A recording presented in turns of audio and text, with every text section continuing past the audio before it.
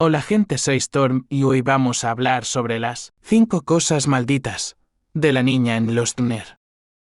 Número 1. La espada de cobre rota. La espada se había encontrado porque la niña un día estaba en la casa de un mundo que tenemos y nos destruyó todo y entonces la mataron Rami y Benja y obtuvieron la espada maldita que después la mejoramos con uno de cobre. Número 2. Los pantalones invencibles. Estos pantalones se encontraron después de matar mucho a la niña y nunca lo pudimos romper. Número 3.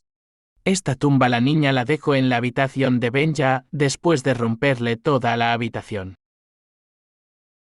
Número 4. Los barrotes encarcelados.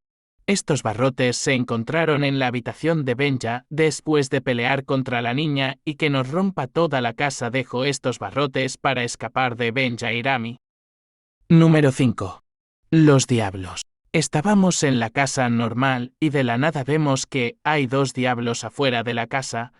Este caso no sabemos si fue de la niña porque ella no estaba, pero suponemos que fue ella.